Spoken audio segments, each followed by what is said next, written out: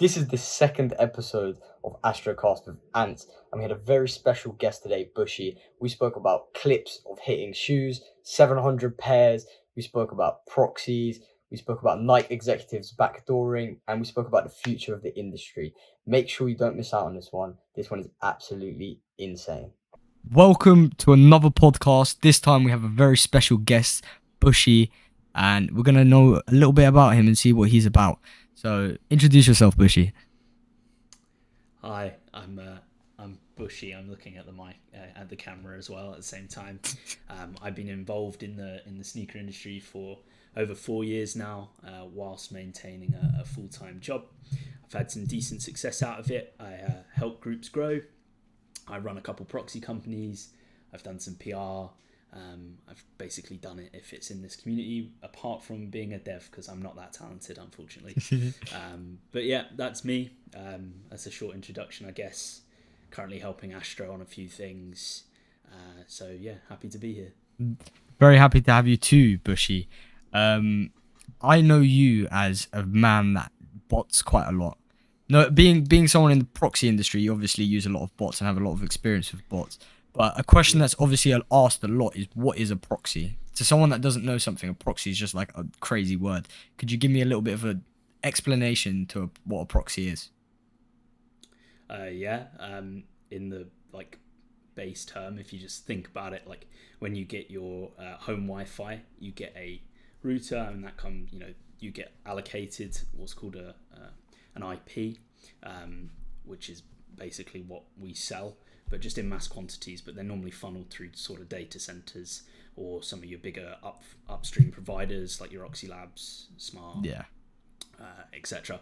But basically, yeah, if you think about it, is in one IP, one Wi-Fi, if you like, which is a terrible explanation. I'm probably going to get moaned at for this, but that's the way you can think about it. And proxy companies basically sell thousands upon millions in pools, depending on sort of what packages you go with, which is you get your residentials, your DCs, which is data center proxies, and ISPs.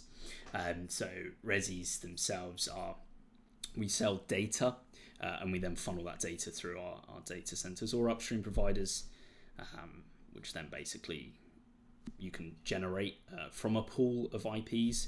So thousands upon millions of those individual IPs that we discussed. And I think the question that anyone would have is what would you do with a proxy? You buy a proxy, okay, you have a proxy.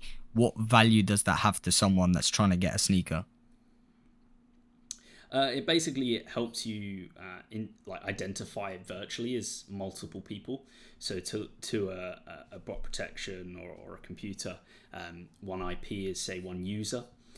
To put it in sort of easy terms, so having multiple proxies allows you to have multiple profiles, which means, like, say for Nike, which I know you do answer a lot. Yeah, I love a bit of Nike entries. Yeah. It basically just shows yourself as multiple people, and that's the sort of benefit. But they sort of vary against each other, right? I'm not a proxy expert. I do co-own a proxy company, but the co-owner is the tech brains. I'm more of your sort of marketing business person. So if I get any definitions wrong or anything, he's probably going to moan at me because I should be listening. But yeah, that's basically a way to think about it. That it's beneficial to you because it helps you get shoes. It makes you look like more people. Yeah, that's the long and short of it. On to my next question, Bushy. You as a botter, what is the biggest clip you've hit in terms of pairs? What, a 10 clip, a 20 clip of different pairs? I hit 274 Onyx slides, I think. Oh my Jesus! Across EU, just on Foot Locker. But I kind of got a bit. I've also had like a 750 clip, but I didn't check them all out, so you can't really count it. And I'm glad I didn't, because they turned into massive bricks. So it was Yeezy blue tints. I don't know what I was thinking. I do it every time Yeezys come out.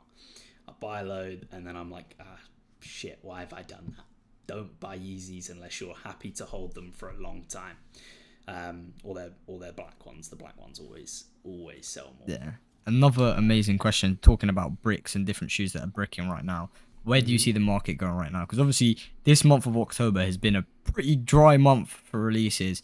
Obviously December time, there's more shoes coming out. The Lost and Found Jordan 1s, I think that's what they're called. There's the Midnight Navy Jordan 4s. But in general, where do you see the sneaker industry heading towards? Do you think it will die, or do you think it will stay forever? Because right now, in my opinion, it's not looking amazing. Yeah, I don't think you've probably been in it as long as I have, and I mean, there's people that have been in it longer even than longer than me, and it's like a roller coaster, right? When it's going great, champagne and razor blades, as they say. When it's going great, you pop the bubbly, and when it's going shit, you want to die.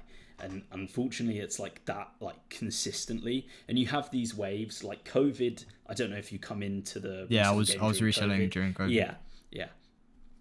Which was like the peak period, right? Bots were super expensive. Like you could make flips on bots and make money. Shoes were like at an all-time hype because people had like extra money laying around, Yeah. and people didn't have anything to do. So all stock went online as well, which obviously helped botters massively. That's some it was a great time. I mean, it made me a lot of money, made a lot of my friends a lot of money. It eventually led me to being able to buy a house and sorting myself out financially, all because of that period. And we're in this sort of bit where they, out of COVID, they put lots of stock back in shops to sort of try and drive consumer trends to try and regain some of the losses that they made during COVID. And then you sort of got it's sort of carried on, and it'll always be up and downs, right? There'll always be periods of time where there is no releases and it'll be a bit crappy, and then there'll be times where you get a really popular shoe, there's loads of stock, and it's like great again. So like I said, champagne and razor blades. But to answer your like original question, no, it won't be around forever. You don't think it will I be around think forever? No, I don't. I think there'll be a point where your like supply and demand will basically collapse on itself. It'll be like a big elastic band. It'll keep going. It'll keep going. It'll keep going, and it'll sort of implode on itself. As you've sort of already seen, like the bot market did it. It grew and it grew and it grew and it grew. I mean, I paid $8,000 for my cyber. I'm that mug that did that. Yeah, and now they're like $150, $200. You know how that feels. So like, you get this sort of expansion, and it will eventually break. Whether that's sort of like, I think there's lots of things that could go into it from like an economical point of view. I think you'll have like a lot of sort of consumer pressure, like you've seen recently with Nike trying, with the no resale policy. I mean, they've always been against it, and the stuff they've changed, they already do. So I don't think, they're not making massive strides, but it's like one of the, first major companies to be like avidly against reselling publicly and putting it in their policies. Scalpers have been around for years and years and years. I don't think it's going to last forever like everything. Graphics cards eventually goes. It comes in waves, right? And I think sneakers will do the same. A year and a half ago, like every dunk was profitable. Yeah, I remember the days. No dunks sat anywhere. It was just dunks would sell out instantly. Yeah, exactly. And now you've got Team Reds, like are really just like a burgundy reddish dunk that aren't doing well at all. And you've got stores that bought hundreds of pairs resale wise now trying to sell them on to a bulk market for retail. And that's quite a worrying statistic. And I get 2021 forward, the dunk sort of quality check changed, and they sort of mass released a lot of pairs, which we've seen with the Panda. It's like unlimited stock, and even that shoe isn't as profitable as it once was. I do think you will continue to see this decline. If you were to say one person or one organization was at fault for this, or one group, let's say, that's probably a better way of phrasing it, would you say the retailers and the producers, the consumers, or the stores? I don't For like the I don't shoes, think it's like going down in like hype, for example. For example, the dunks. In my eyes, I see it as Nike is in the wrong because they're releasing dunks literally every single week, colorways which are exactly the same but slightly different, stuff like that. In my opinion, Nike's fault. If Nike released less, I feel like it would resell for more regardless of how it looks. Yeah, but then you're talking about supply and demand again.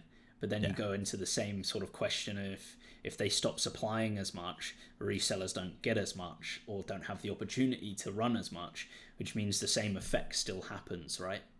Because then you'll have more and more resellers going after less dunks, if you like, but a more limited supply. Yeah, it will rise prices, but you'll have a lot less chance. Sorry, choked. A lot less chance to actually get them. And I do think, like, I don't think, you're back to your question, is there an organization to blame? I don't think so. I think, Nike have always released a lot of dunks.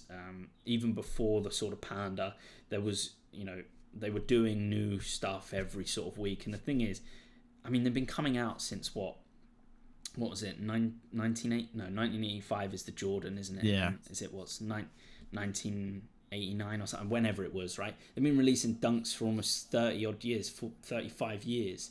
Like, the same colorways are gonna come around. The same shoe, it's the same shoe, and it has been for 30 odd years. It's like they are gonna run out of designs, and I don't think it's Nike's fault for that.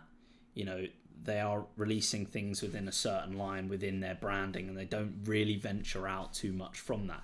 I mean, it's a good shoe. I mean, the quality control really went poor. It went very, very bad in my opinion. Honestly, some dunks I have from 2020 that when I look at them and even wear the shoe, it feels like a completely different shoe, although it's the same Nike dunk. Yeah.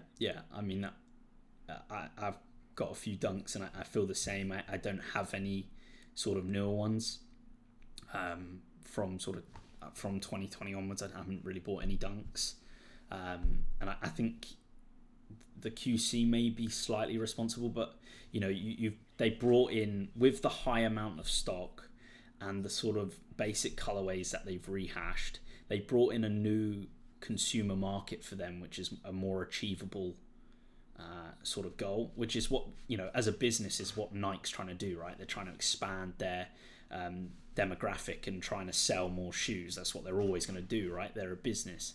I do think that resellers are a bit of a necessary evil, especially botters. I do think that there is definitely an argument around people only want something because it's hard to get. Yeah, that is, I think, a big part of it as well. The exclusivity, for example, I think a prime example of that is Prime.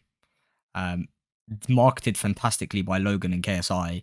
Is the drink actually worth hype? It is genuinely just a drink, and it's generated this crazy, crazy hype. And I think that leads on to my next question for you: is if you don't see reselling staying forever for shoes, do you see reselling of new things? Like when there was the PS5 wave, now there's the Prime wave. Do you see reselling just shifting away from shoes to something else? I don't think it'll completely shift away. Maybe I was a bit wrong when I said it completely die. I do think it'll always be there. I don't think it'll be a viable option for as many people as it is now. I think that it'll become so overpopulated as a way to make money and a side hustle for people that it'll eventually be overcrowded with the amount of people and like when it first started, right? It was a lot harder to get into. Not everybody had a bot. Not everybody had Ganesh, not everybody had Cyber, right? Because they were expensive. They were hard to get, they were truly limited. But now you've got like 3,000 people in Ganesh, you've got 2,500, 3,000 people in Cyber, and people like me, we own multiple copies, right? It's very, very easy to get them. I mean, Ganesh obviously announced that they're not supporting reselling of the bot anymore, but they're going to be open to group buys a lot more, which you just never really saw a couple years ago. So I think it's become a lot, there's a lot less overhead costs to get into the industry now. You could, with, a lot of people used to say, unless you've got like £3,000, don't buy a bot. It's not worth it. You'll spend most of your money on the bot and then not getting into it. But what's happened now is that for $150, you can get a Ganesh, right? I paid $4,400 for my first one. So imagine how many, Wow. I could have bought 25 for the same price now as what it is now as I did for one copy a year and a half ago. But or 2 years ago. A year and a half ago, 2 years ago in lockdown, Ganesh was almost like this secret way to just print money. You owned Ganesh or you owned Cyber, and you could bot in a way that no one else could bot. You'd be hitting these crazy, crazy clips. Do you think it's partly to do with them being more accessible or the releases being bad? Because I see they still hit on releases, but it's just the releases are not as good. Do you think there's correlation between the two? There's always going to be a correlation, right? But I don't think you'll ever be able to pin this down to sort of it's one thing here and one thing there. I don't think there'll ever be one reason for why something's not happening, right? You've got the bots are really, if you think about them, they are competing businesses.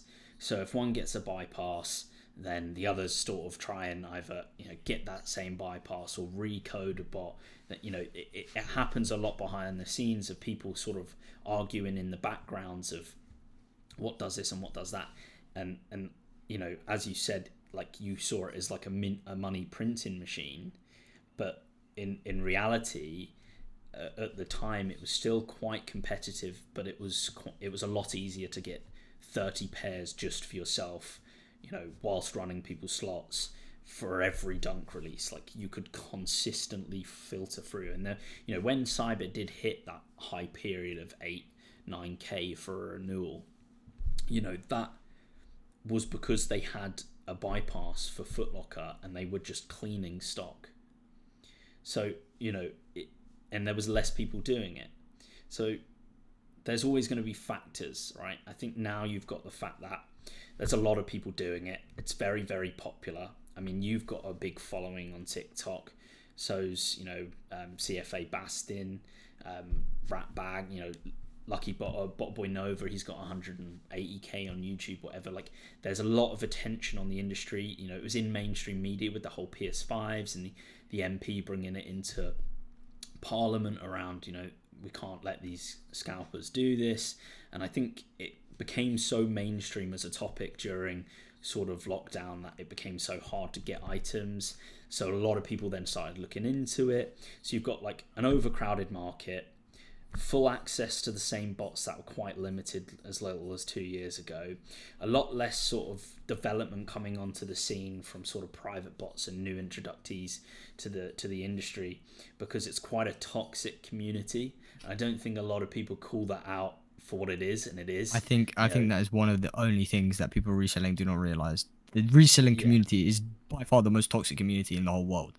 You ask a question, majority of it, everyone gatekeeps everything, all type of information. For example, like you said, the first come first serve botting on Foot Locker and stuff has changed now to raffles, and people find their own ways of saying, oh, this is how you win loads of shoes in raffles, and bypass mod, and they like gatekeep modules and loads of things which they shouldn't be doing, but no one gets called out upon it.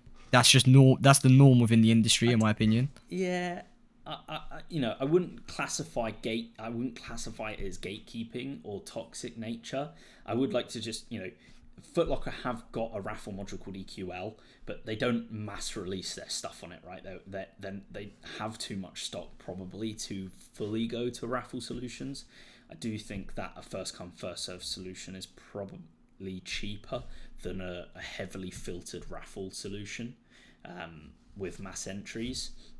But like you're saying, I don't think it's gatekeeping as such, right? It's like if you bought a Ferrari, right? You're not going to share the Ferrari with every Tom, Dick, and Harry around, are you? That is very true. So it's the same for everything, right? If you had a winning lottery ticket and only you won it, you're not going to go share it with 1,000 random people and clip your own winnings. And it's the same said for this. Like, there's like an interesting documentary on what's called the selfish gene, and we're all inherently selfish, and I think it's just like understanding that there are going to be people in this industry that have more knowledge than you, that cook more than you. It doesn't mean that there isn't enough space for you to join in and try, but you need to be heavily involved in the industry in a capacity further than a botter or a proxy company owner. You need to be a dev, and you need to have insight, and you can trade that information with other people that have that. That's just like every industry there ever Yeah, is. it's very much I help you, you help me type of industry. Yeah, yeah, of course. And I think, coming back to the toxic nature is, it's a lot of kids in this industry. It's a lot of young people. Um, you know, I get considered old, and I'm only 24. And I think you get this sort of there's a lot of people in the industry that everybody wants to be better than everybody else. I want to cook more than you. I want to be better than you. Everyone calls themselves a chef. Everyone says they're a cooker. I don't even consider myself a chef. I'm not even that good of a botter. I've just been doing it a while and I have a decent understanding of it. But I don't have like the crazy success that some people get, like 3K checkouts on a Zalando drop. I don't have that. That's something I aspire to, but it's very limited. They're like the 1%. Yeah. It doesn't mean you can't also earn. It's everyone starts somewhere. You can definitely achieve anything within the industry. It's just a matter of time. It's really just time and investment, and reinvesting what you make and looking in further and learning more and more and trial and error. A lot of people expect when they start botting, me included, when I first started buying a bot, Yeah, same. you accept Yeah. you buy a bot and you're like, oh yeah, that's it, I'm gonna be rich. And that's really not how it works. The first couple of drops, you're definitely gonna get it wrong, and then you learn, and then you know how to actually do it. It's really trial and error, in my opinion. Yeah, 100%. You are right. It doesn't mean that it doesn't always work for some people and they come in and they do really well. Like, it varies. Like, you can have the exact same setup as somebody else and they will cook more than you. It just happens. Like, it's not always, there is still an element of the luck of the draw with first come, first serve botting. Like, you might have, you might be running a full 3 Ganeshes, for example, right? You might be running the exact same proxies as somebody else. They just may get lucky on a Q pass. It happens, right? So you can't. The one thing you shouldn't really do in this industry is over compare yourself to others. Just make sure that you're achieving what you want to achieve in a really cringy way. But like, you do what you want to do, and if you make money, then great. You don't need to compare yourself to somebody else, right? You don't start a business and suddenly compare yourself to Elon Musk or Jeff Bezos. You don't suddenly go, why am I not why have I not got 300 billion to my name? I think the correct thing, or my opinion, for that is setting yourself goals which are not shooting for the moon. That sounds very bad, but setting yourself realistic goals. If you buy a bot and you see people buying a bot and they're hitting 30, 40 clips, the first thing you think will be like, oh, I'll be happy if I hit a few pairs, and you kind of build your way up. Do you think that that's the correct thing to say to someone that doesn't have a bot, or do you think they should have the mindset of I want 40 straight away or 30 straight away? Because both are doable, but I feel like almost downplaying it is a safer way, because then you can exceed your expectations. Yeah, I think it depends on the type of person you are, right? If you're going to get frustrated at the fact that you want 40 pairs, I want 40 pairs, and you come in and you go for that and you don't get it and you get bogged down, you're like, oh, this bot's shit, or these proxies are shit, and you don't just take the time to understand what's actually gone on, then I think you are going to have the same, you are going to get frustrated with it. It isn't always as simple as get in, buy a bot, click start, and you hit.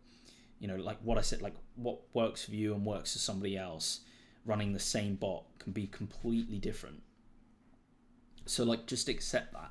It's like, you can make really good money doing this. If you're, I do it alongside a 9 to 5, well, 9 to 6, but there's people that are 16 years old earning thousands of pounds a month. Who earns that at 16 years old? Realistically, not many people, right? And you don't really need any degree or expertise or be an amazing coder or anything like that. It's quite an accessible amount of money. I got my brother into it. He's doing it. I mean, if you're 16, I recommend you get into this. I really do. The best thing I've ever done in my life was start reselling. And the only thing that I regret is that I started later. I was like, why did I not look into it sooner? Because there really is no downfall to it. It can only be a positive outcome. Yeah, it will consume time and it might be difficult, but if you buy a pair of shoes for 100 and you sell it for 150, you just made £50. Like, that's, and at a young age, especially if you're 16, chances are if you have a job, you're not going to be getting a high salary. So that's, if you equivalent to how many hours you have to work or if you even have a job. Because when I was 16, I couldn't get a job pretty much anywhere because they were like, you're a 16-year-old. And that's why I really think reselling is the greatest side hustle, in my opinion. And I think everyone should start. Yeah, I think, it is a really good side hustle. It's not going to be for everyone. It is frustrating. There are other side hustles. There's Amazon FBA. There's like eBay flipping. There's loads of stuff you can do, right? Some people buy banger cars when they're 17 and then flip those. There's always ways to make money, right? It's a buy-sell business, if you like. It's a pretty simple business to do.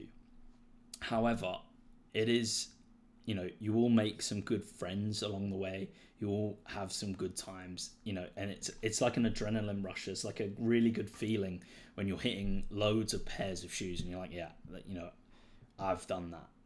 I've built my setup and I've done that. And I know people that run 30, 40 bots on a drop, which is ludicrous. I don't know how they do it. I think it's ridiculous how you can literally run, they don't run themselves, they run other people on a mass scale, but that's a lot of servers and that's a lot of management. It's a lot of proxies. That proxies cost a lot of money as well. It's a lot of everything. Power of a computer to even do that. Yeah, I mean that's why you get servers and stuff. So I think definitely try. If you're interested in shoes, get involved. Why not? I think the question is, what is the worst thing that could happen? Because in a sneaker industry especially, it's actually kind of hard to lose money. I feel like it's essentially risk-free. Obviously, there might be situations where you do lose money, and I'm not saying you can never lose money, but if you go for a drop on sneakers, let's say, and you cop, the chances are, if it doesn't resell, you just return it for free. And yeah, it's wasted your time and your money's gone for a little bit, for like a week or whatever, but that's risk-free because you get your investment back. Yeah, I think, you are right. It's very when you start, it's relatively low risk, but only when you start, right? When you start scaling to the point where I'm at or further beyond me, it is very, very risky. Yeah, you're incurring costs on renewals of if you want ISPs, for example, or renewal of bots. When you start getting into 10, 15 bots that you own across a range, it's a big monthly fee. It really is, especially if you're in different cook groups, bot rentals, proxies, everything. It adds up a month, and it can actually become really, really expensive. Yeah, indeed, and I think people, you got to understand that it scales, right? But if you're starting out and you're just sort of entering raffles, and if you hit the wrong shoe, right, you're covered by the Sale of Goods Act. You can return that by no fault within 14 days. That's the law. Whether Nike thinks you bought it for reselling or not, they can't go against UK consumer law or EU consumer law. You can still return it, and they have to give you a full refund. I don't think it really matters what their policy says if the law is different, right? So, there isn't a massive risk. You are right. If you buy the wrong shoe, you can return it. You're out of pocket for a week, but it's no harsh bet, But you can also, on the flip side, make 100% ROI on a certain shoe, or 30% upwards. Even 10% is still decent. It's more than a bank's going to give you, especially at a young age. If you're looking to start building up some money from home and enjoy yourself doing it, and learn some business skills on the way, then this is the way to do it. I've learned so much from reselling that I wouldn't have learned if I wasn't reselling, if that makes sense. Ways to even just speak to people, and learning that it sets you up to be a business person. You could be reselling and then your actual career be something that is completely different, but skills that you use reselling are going to help you in the future. That's what I think, at least. Yeah, I think from a certain level, they'll get a point where you grow past what you learn, for sure. But if you're interested in shoes, it's definitely a good thing to get into, right? I really enjoy it. I still do it after 4 years. I had a special agreement with my previous employer that I could run drops and then come into work late. I had that in my contract. So people will take you seriously because it was basically a conversation with them. They were like, well, how much do you earn out of it? And then I told them, and they were like, it's the same as your salary, so we're obviously going to support you doing it. So, you can definitely earn a lot. I think it's fun sometimes. Another big thing is I also think there's a flip side of the coin. A lot of, well, the word scalpers I will use are hated individuals in the UK. I feel like scalpers have essentially a negative reputation as being bad people that are buying things so you can't buy them. What do you think about that? Because in my past, I've had people be like, "You're a scalper. You're selling this for more than what you paid for. Like you're a bad person." I don't know if if you had that before. Yeah, I mean, I'll tell you a little a little story if you like. I used to, when the PS5 train was happening, I bought a lot. Right? I could get them pretty easily. I had a private Amazon bot, and it did well. I mean, the owner went off into NFTs and that sort of died off. But, at the time it was really good, especially for Amazon drops. Obviously, you'd have to load with Prime profiles, which is fine. But I had it. I had someone in my work office basically having a go at me for being a scalper and calling me a dirty person, basically. And it was quite funny because I told him, the next time Amazon dropped, I said, you can buy them. He bought two. And I was like, oh, dirty scalpers. What happened to that? And he's going, oh, I'm just going to give it to a friend. I'm going to sell it to retail for a friend. He ended up selling it on eBay for £800. And this man, a week prior, was having a go at me for doing it. I think part of the reason why people hate on it is because let's say if you wanted a PS5 and someone else was buying a PS5 and flipping it, you'd be angry because one, you didn't get a PS5, but the minute that you are able to get PS5s, you're then like, oh, I now understand why other people are doing it because the money's so good. But you could buy a PS5 for like $450 and sell it for like $900 at one point, and that's like 100% ROI on a big investment. You buy 10 PS5s, that's like a lot of money. And a lot of people obviously hated it, but once you join the dark side, is what I'd say, you start to actually realize, oh, it's not. And do you know what I love about reselling? It's not difficult to buy a PS5, take photos of it, put it on eBay, sell it, and then just ship it. Like it can become a bit long and consume time, but it's not difficult. Like it doesn't use a lot of brain power or capacity. You can do it and still do other things with your day. Yeah, you're 100% right there. I think it's like there's like an envy element with it, with obviously you being able to secure limited goods. I do think that everyone will question it morally, and then when they're in the situation to do the same thing, they will do it. Now, I had when I was getting PS5s, I said to anyone that I was friends with or close with, I said, if you want one, you can have one for retail. If you want to throw me a drink, throw me a drink. But I'm not bothered. If you're my mate, then you can get one. I'm not like that. And I think a lot, if you know someone that's doing it, they're probably not going to do the same. I won't lie, actually. They're probably selfish bastards. But it's one of those things, right, where we're not all bad people. We're all just trying to make a living, right? Regardless of what everybody does. And this is something that we're good at doing, Another point that I say, which some people might disagree with, when it comes to a PlayStation, in my eyes, that is a very high-end luxury good. It's not like you're reselling something that someone physically needs. That takes it away. If you were going and buying all the water and telling people like I'm reselling the water, that's a different story. That's very bad. But because it's a luxury good, in my eyes, it's not as bad. You're not gonna not survive without a PS5. Yeah, it's like, yeah, it is true, right? You don't need it, yeah, but I don't think that's also an excuse for what we do. Yeah, I'm quite conscientious of the fact that it's like, it's like children on a playground. I don't want it, but because I can't get it and you've got it, I want it now. Yeah, that's a very big thing. And I think it comes back to that sort of selfish gene I was talking about. But I do get it, right? When you're a parent and you want to get a PS5 for your son at Christmas, and it's the only thing, or daughter, it's the only thing that they want, right? I do get it. I do understand. I do have sympathy for it. But if you knew that was going to be the case, you can quite easily get them. Yeah, literally, you hop on Twitter, you just type PS5 restock, and there's accounts that actually do it. It's even simpler than that, right? Like Smiths were restocking every 2 weeks on a Monday morning at 8 a.m. Right, that was a known thing. You know, Amazon did it every 3 weeks on a Wednesday, like, and they dropped a lot of stock. And I mean, they would sit there for 40 minutes. Yeah. On some days because they just warehouse dumped like 20,000 PS5s, right? And it was just like, oh well, I can't get one. I was like, well, if you know your kid really, really wanted one, You'd go the extra mile. Yeah. No, just go to Game and pre-order one. It's not hard.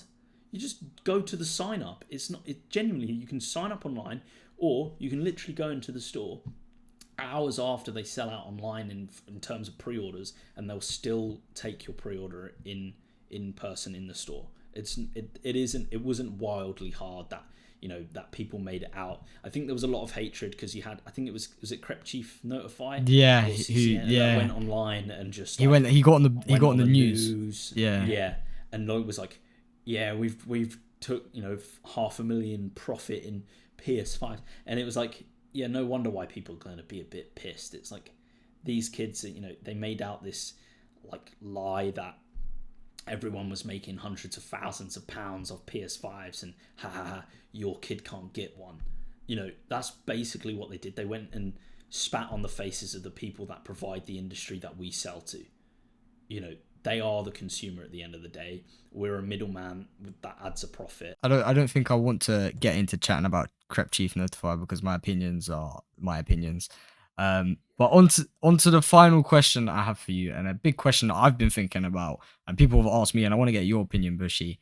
Do you ever think the Panda Dunk will fully brick, that anyone can buy a Panda Dunk in pretty much a day, restock on every store? They'll be sitting everywhere. Do you think that day will come? I think it's like the new Air Force, right?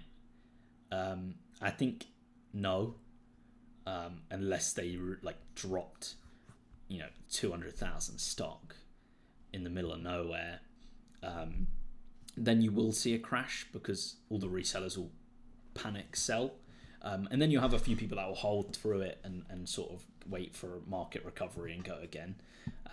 You see it a lot after it drops, like there'll be sellers that just sort of mass dump, and then you'll have the people that will just sort of hold. I've found that with a lot of GR dunks, so a lot of like Valerian blues, that when they dropped, even court purple dunks, they'll be, because there's a lot of pairs, people will get pairs, and a lot of people take the quick profit, and I don't see anything wrong with that because I once would have just taken quick profit, but once you understand the game, and if you don't have the capital to be able to just hold 10 pairs or whatever, then I completely get it.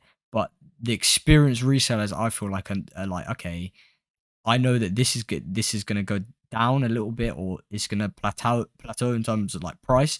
But after a month, 2 months, it's gonna rise. And we've seen that with the Valerian blue and the court purples. After a month, they started to rise. Even olive dunks have started to go up a little bit. And that's where I think demand outweighs the supply. It's just the initial shock of the release and everyone just wanting to get the quick profit. But do I see Panda Dunks bricking? I think Nike has it in control. I think Nike know what they're doing, and they're not going to just allow bricking to happen. But what do you think? Yeah, no, because, I think they, as much as they're against it, right, they do need to have some sort of control over the secondary market in terms of supply demand. And you see on like their Instagram and stuff, they're like, people are like, oh, why don't you just mass dump the shoe, right, and brick the market? Well, if you're thinking of it from Nike's point of view, right, if they put 100,000 pairs of shoes out, right, of Pandas, and they drop the market price, the resale market price below retail because of that, because it no longer became a demanded commodity, people that do want the shoe aren't going to go to Nike and buy it. They'll just go to a second reseller and buy it for cheaper than what Nike would sell it for.